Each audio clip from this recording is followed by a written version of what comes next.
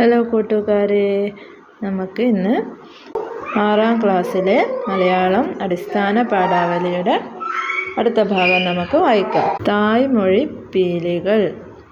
സ്നേഹത്തിൻ്റെ ഭാഷയാണ് മാതൃഭാഷ. അത് നമ്മുടെ ഹൃദയത്തെ തൊടുന്നതോടൊപ്പം വിജ്ഞാനത്തെ ഉൾക്കൊള്ളാനും സഹായിക്കുന്നു.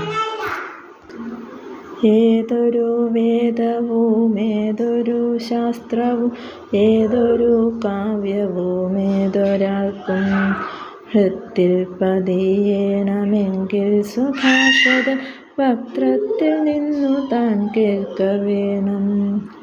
നമ്മുടെ വള്ളത്തോളിൻ്റെ എൻ്റെ ഭാഷ എന്ന കവിതയിൽ നിന്നെടുത്തൊരു ചെറിയൊരു ഭാഗമാണ് ഇവിടെ കൊടുത്തിട്ടുള്ളത്. ഭാഷ പ്രയോഗിക്കുമ്പോൾ ശ്രദ്ധിക്കേണ്ട കാര്യങ്ങളെക്കുറിച്ചാണ് കുഞ്ചൻ നമ്പ്യാർ വിവരിക്കുന്നത്.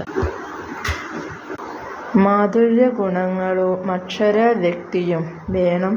സാധുത്വം പദങ്ങൾക്കും സതതം സംഭവിക്കണം. ബോധിപ്പിപ്പതിനുള്ള കുശലത്വമതും വേണം.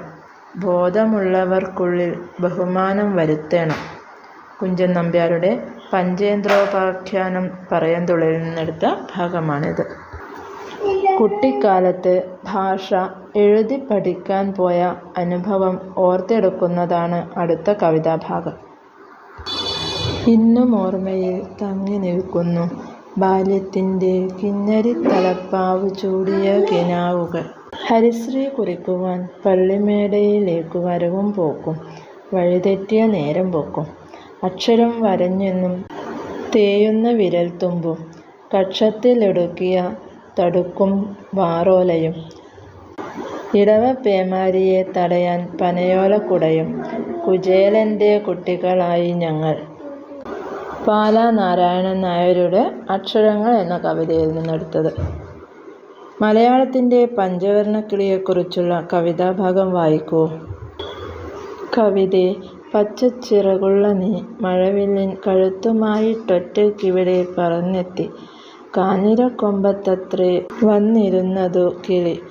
കാരുണ്യാമൃത ഗംഗ ചോരുന്ന കണ്ഠത്തോടെ അക്കഴുത്തിലെ നാനാവർണ്ണവും നറുനീരിൻ ഉൾക്കുളിരൊളിയും ചേർന്നിന്നുമീ മലയാളം മധുരിക്കുന്നു. പച്ചക്കിളി നിൻ കൊക്കാഴ്ത്തുന്ന മലരും കനിയുമുൾത്തേനുമീ മലയാളം. വളപ്പമണ്ണയുടെ പഞ്ചവർണ്ണക്കിളി എന്ന കവിതയിൽ നിന്നെടുത്ത ഭാഗം.